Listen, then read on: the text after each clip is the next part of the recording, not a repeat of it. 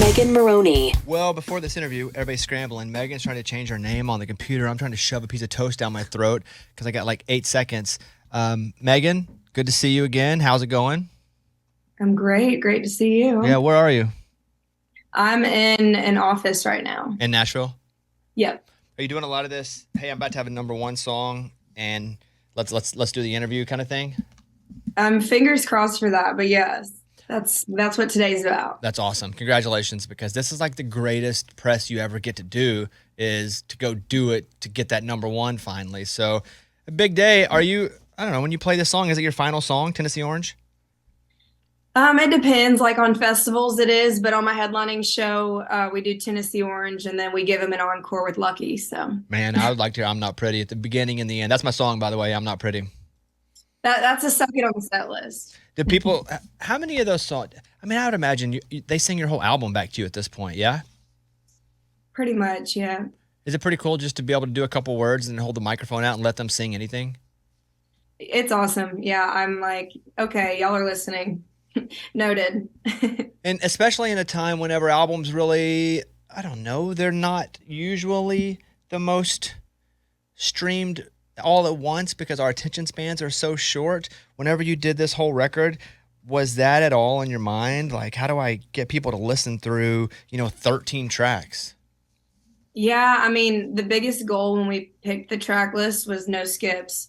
And that was more like I want every song to evoke a different emotion. And so I think maybe that's why I can keep their attention span, or I don't know. My fans are really loyal. So that maybe it's just them. I don't know.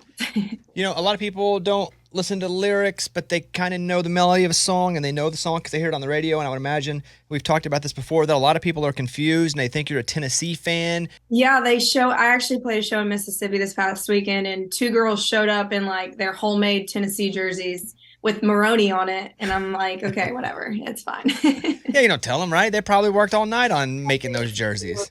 It's cute. Are you putting any more effort? I won't say effort, but are you putting any more thought into now what you put on social media, and will you pull it if it's not successful at first? Because on TikTok, I can see if something gives me 30,000 views in like the first 10 minutes, like I know it's going to pop. And if it's real bad, it gets like 1,000. I'm like, well, this is never going to pick up. Do you worry about that at all? No. Yeah. I mean, I usually don't post things that I don't like. And if I like it, I'm like, okay, if it didn't get the reaction that's like, or a huge reaction, it's fine because I like it. So what are you doing if you have any time off at all? Like, what are you doing to rest? I had a day off yesterday. What did I do? I went furniture shopping and I went to the pool. So are people recognizing you just out in normal life at this point? Yeah, they do. Especially, I mean, like I don't really go to Broadway too much anymore, but definitely at those like Nashville places like that, like the very Nashville, then yes, but I'm not there too much. Yeah, you should never go on Broadway again, Megan. This is it. You've now been eliminated from being able to go down on Broadway because tourists come and think all the stars will be there, so they look around for all the stars, and usually there aren't any because everybody knows. Like, I think you've hit that point where you can never go back to Broadway. I really want to because I've seen people tag me in Instagram stories where people are covering Tennessee Orange like on Broadway, and I think that would be the coolest thing to see that live. So I'd love to do that at some point when I have time off. I probably will go for that. But do people ever see other people and think it's you and then tag you like, hey, there's Megan Moroney and it's not you? I actually got a DM yesterday that was like, were you just at the Starbucks on 21st? I'm in love with you. And I was like, I didn't answer, but I was like, nope, that wasn't me. Well, when it hurts is because people will tag other dudes with big rim glasses that are listen, I'm no beauty queen, but they're way uglier than me. And they're like, hey, I'm here. Bobby Bones is here. And I'm like, bro, that dude does not look like me at all. Like, that's when it starts to hurt your feelings. Yeah.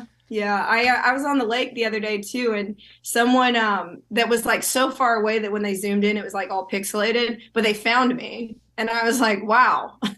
From far away. 20 vision, yeah. Well, congratulations on the song, Tennessee Orange. I don't really jinx it. I can say this. You don't have to say this, but it's gonna be number one. When did you feel like it had a really good shot to, let's just say, make it to the top? Well, I was on tour last year And when I just had like a feeling that it was going to do well at country radio when everyone was singing it. And I was like the first opener, you know what I mean? Like, and everyone in the whole room was singing the song. And I was like, okay, there's something special about this. I don't know what'll happen with it. I think at that point it hadn't even got sent to radio yet. So I had no idea, but I could tell it was special right away because even it's, I'm a female artist, but a lot of guys in the crowd were belting out the lyrics too. So I figured it was special. And you and I made a deal way early on. I don't even care who the song's about. I'm never going to ask about who the song's about. You've talked about it in other places a little bit, but when do you finally say, don't ever stop asking me that question? When do you put that out there and say, no more asking that question? I don't know if I'm allowed to say that. I think everyone can always ask, but I feel like I've had a pretty consistent, ambiguous answer. So I would say it. I'd have your person say it. I'd be like, don't ask Megan who the song's about, because I feel like there's more interesting songs on the record that people could ask who they're about, Yeah. I'm Not Pretty. Who's that about? And well, I guess my ex-boyfriend's new girlfriend. Mm-hmm. I said that. Yeah, we knew that one. But their name, though. I'm just kidding. Don't answer that. Don't answer that. Okay, look. Congratulations, Megan. It's super cool that, you're killing it now. You're such a great songwriter, and I don't want that to be overlooked, that you are just A+ when it comes to songwriting and having a voice of, the people that you're speaking to and speaking for. So congratulations, and I'll see you sometime real soon, okay? Thank you. I appreciate it. See you soon. Bye, Megan. It's a Bobby Bones show.